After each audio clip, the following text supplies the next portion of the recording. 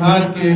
उस ऐतिहासिक मोड़ पे खड़े हैं जहां पे बिहार के हर व्यवस्था को बदलने की जरूरत है। चाहे वो हमारे शिक्षा की व्यवस्था हो, चाहे वो हमारे नौकरी की व्यवस्था हो, चाहे वो हमारे रोजगार की व्यवस्था हो, चाहे वो हमारे व्यवसाय की व्यवस्था हो, चाहे हमारे बिहार में लॉ एंड ऑर्डर की व्यवस्था हो।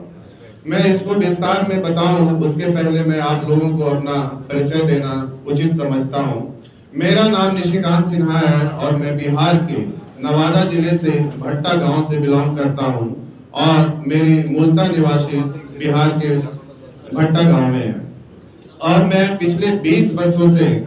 गुजरात में रह रहा हूं और गुजरात में मैं अपना एक बिजनेस कर रहा हूं और मैंने आईटी के क्षेत्र में एक बड़ा बिजनेस स्टार्ट किया हुआ है और पिछले 20 सालों से मैं वहीं पे सेटल हूं और पूरे इंडिया लेवल पे मैं आईटी का अपना बिजनेस कर रहा हूं। बिजनेस के अलावा मैं पिछले 5 वर्षों से अपना सामाजिक काम भी कर रहा हूं, समाज के लिए समाज सेवा कर रहा हूं, खासकर शिक्षा के क्षेत्र में, क्योंकि मैं ऐसा मानता हूं और मुझे ऐसा लगता है कि किसी भी समाज को मजबूत करना हो तो शिक्षा का मजबूत करना बहुत ही जरूरी है, क्योंकि शिक्षा जो होती है वो समाज की नींव होती है और जब तक हम शिक्षा को मजबूत नहीं करेंगे तो कोई भी समाज हमारा मजबूत नहीं हो सकता है और ना ही तो हमारा राज्य मजबूत हो सकता है, ना ही तो हमारा देश मजबूत हो सकता है। इसलिए पिछले 5 वर्षों से मैं लगातार शिक्षा के ऊपर काम करना शुरू किया और शिक्षा के लिए मैंने अपने गरीब बच्चों के लिए, अपने समाज के गरीब बच्चों के लिए, चाहे अपने दलित के शोषित बच्चों के लिए,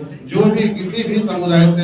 जो गरीब बच्चे आते हैं उनका किसी भी तरह का जो आर्थिक स्थिति अगर खराब है, बच्चे के अंदर पढ़ने का जुनून है, बच्चे के अंदर कुछ करने का जुनून है लेकिन उनकी आर्थिक स्थिति खराब है, तो वैसे बच्चे को मैं हर साल करीब 25 से 30 बच्चे को गोद लेता हूं और उनको जो भी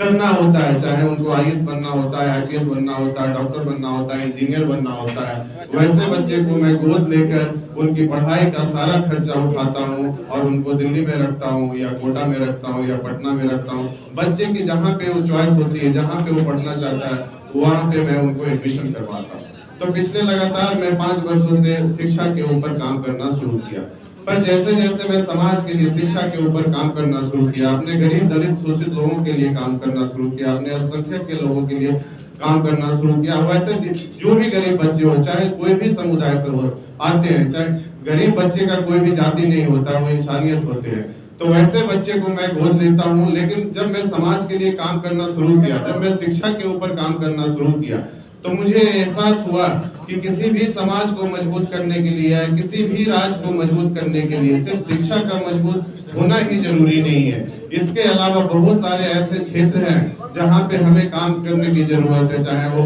व्यवसाय का क्षेत्र हो, चाहे वो नौकरी का क्षेत्र हो, चाहे आपका राजनीतिक का क्षेत्र हो। अब ये जो हम लोगों ने अभी हम 19 तारीख से हमारा पहला जन आशीर्वाद संवाद का यात्रा मैं शुरू कर रहा हूँ। ये यात्रा करने का मेरा पहला मकसद यही है कि हमारा समाज आज कहीं ना कहीं भूल गए हैं कि हम किस समाज से, किस विरासत से आते हैं। एक्चुअली मैं कुशवाहा समाज से बिलोंग करता हूं, तो मैं पहले सोचा कि क्यों ना पहले मैं अपने समाज को मजबूत करूं, अपने समाज को मजबूत करने के बाद अपने दलित शोषित अल्पसंख्यक या जो भी समाज के लोग हमारे विचारधारा को समझते हैं या हमारे विचारधारा से सहमत है, वो सभी समाज को मैं मजबूत करना शुरू करूं। इसलिए मैंने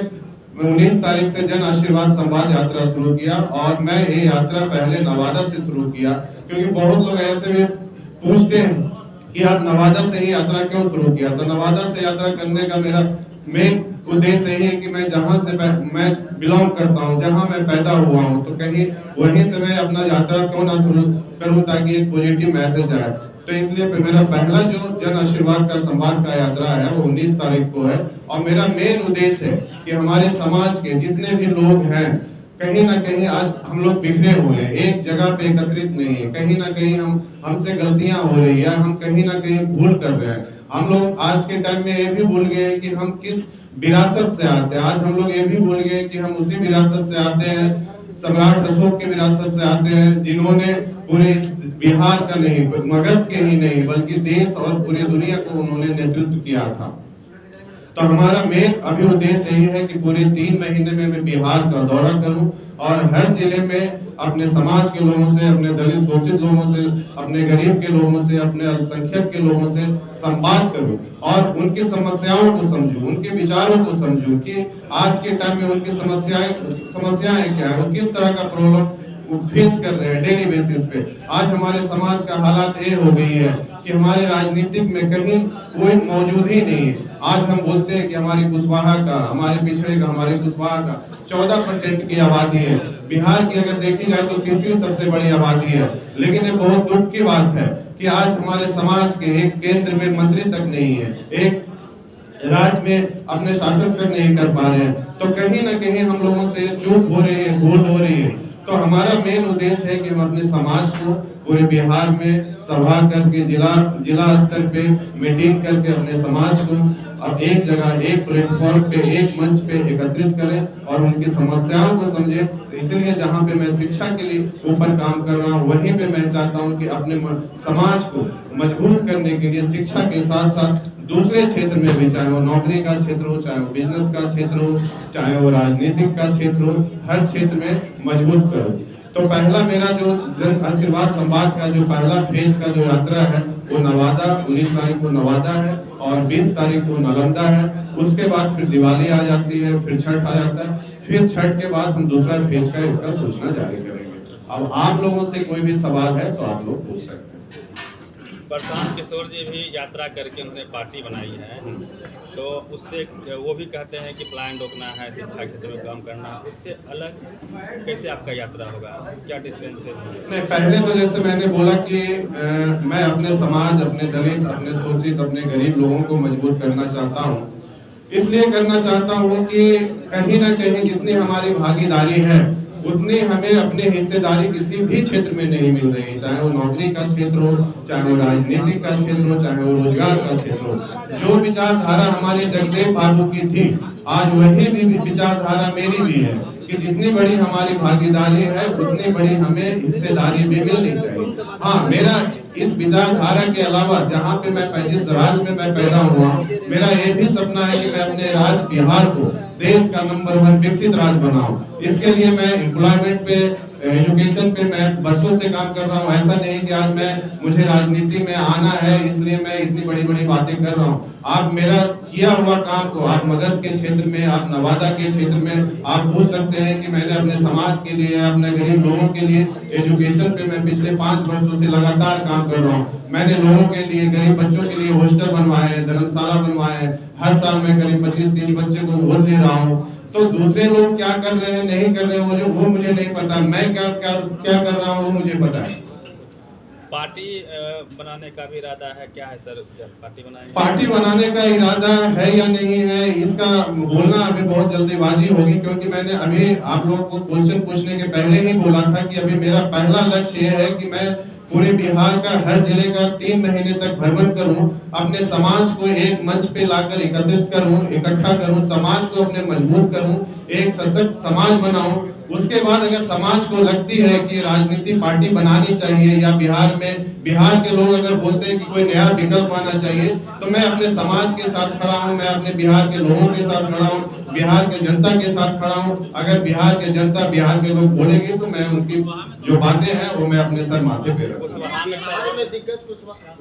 आपने कहा कि आप अपने समाज को नेतृत्व करना चाहते हैं। आपसे पहले भी बहुत सारे नेता है जो सत्ता पक्ष में भी बैठे हैं और विपक्ष में बैठे हैं, जो आपके समाज के नेतृत्वकर्ता बन चुके हैं, इनफैक्ट कर भी रहे हैं। तो आप में क्या एक्स्ट्रा है, क्यों लोग आप पर भरोसा और विश्वास देता है? देखिए, हर किसी का काम करने का तरीका अलग होता है, हर किसी के अंदर लीडरशिप क्वालिटी अलग होती है, हर किसी के अंदर विजन अलग होता है, हर किसी के अंदर मैनेजमेंट अलग होता है। जैसे हर स्टूडेंट के अंदर एक अपनी काबिलियत होती है, वैसे ही हर नेता के अंदर भी अपनी एक काबिलियत होती है। ऐसा नहीं कि अगर कोई एक नेता अपने समाज को लीड करने में फेल हो गए तो दूसरे भी नेता समाज को लीड करने में फेल हो गए। तो वो किस वजह से फेल हुए या किस वजह से लीड नहीं कर पाए, वो उनका पर्सनल मैटर। मैं कभी उनके साथ काम नहीं किया या मैं पहले कभी पॉलिटिक्स में नहीं आया, तो मुझे अपने काबिलियत पे पता है, मुझे अपने जनता के लोगों के ऊपर भरोसा है। अगर मैं आज नहीं तो अगर कल कभी अगर जनता अगर मुझे बोलती है तो हाँ, मुझे इतना पता है कि मेरे अंदर वो लीडरशिप क्वालिटी है जो कि मैं लोगों को लीड कर सकता हूँ। और मेरा एक्सपीरियंस ही है, जैसे आज के टाइम में इन्होंने पूछा कि आप पलायन को कैसे रोकेंगे, आप एजुकेशन के ऊपर कैसे काम करेंगे, तो एजुकेशन पे काम करना ही मेरा एक्सपीरियंस है। मैं पिछले 5 सालों से एजुकेशन के ऊपर ही काम कर रहा हूँ। और सबसे अच्छी बात यह है कि मैं 20 सालों से अपना बिजनेस कर रहा हूँ। ऐसा नहीं कि मैं पहले राजनीति कर रहा था इसलिए मुझे बिजनेस का एक्सपीरियंस नहीं है, ऐसा नहीं है कि मुझे पलायन कैसे रोकना है उसका एक्सपीरियंस नहीं है, ऐसा नहीं है कि मुझे बिहार में अगर 1000 कंपनियां यहाँ पे इन्वेस्टमेंट करवानी है तो वो मुझे नहीं पता है, क्योंकि मैं गुजरात में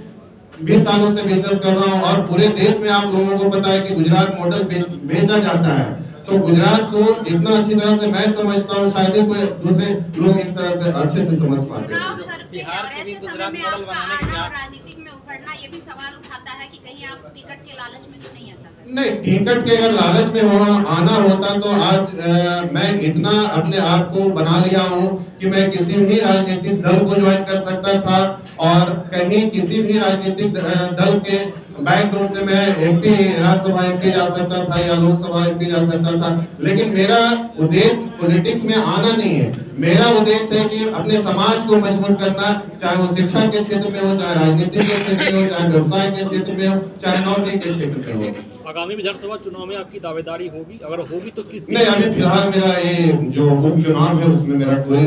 सर आप शिक्षा विधानसभा चुनाव 2025 वो 3 महीना के बाद मैंने आपको बोला कि हम लोग डिसीजन लेंगे, वो जनता डिसीजन लेंगे, हमारे समाज के लोग डिसीजन लेंगे, हमारे दलित शोषित अल्पसंख्यक लोगों के डिसीजन पे ही मैं आगे बढ़ूंगा। मेरा पॉलिटिक्स में फिलहाल